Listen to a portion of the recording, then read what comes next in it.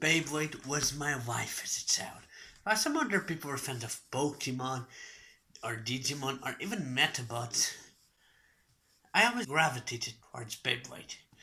At least the original three series, Beyblade, G Revolution and V-Force, before they started cutting out the good characters.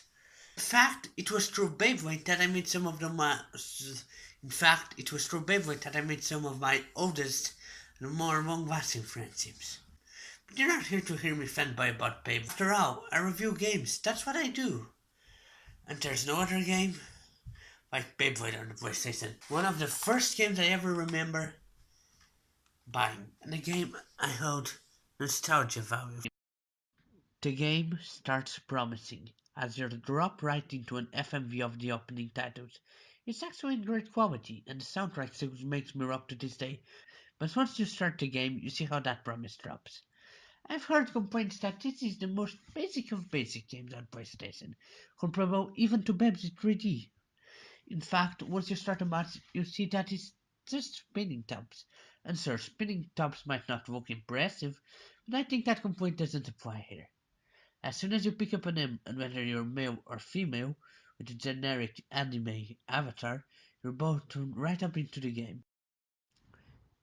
Here's where the seemingly simple game starts to show its depth.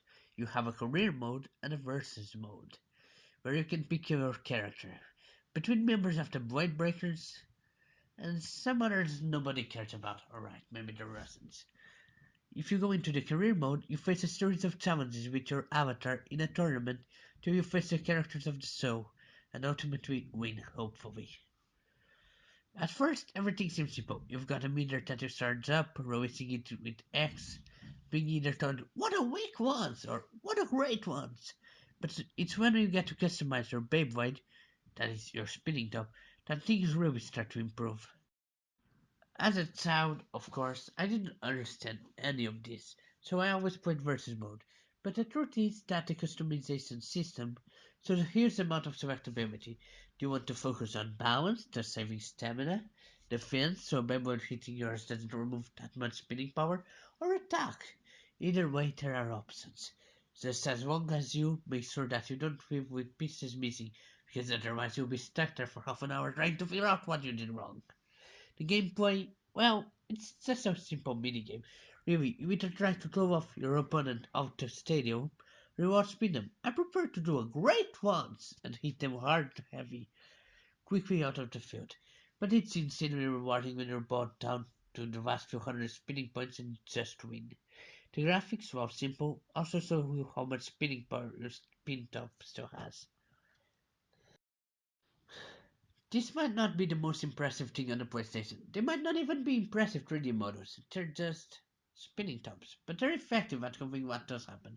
The only gripe I have with it is the summoning of the Beat Beast. Now, they work in gameplay like in the show, creating flurries of wind and increasing your power or defense.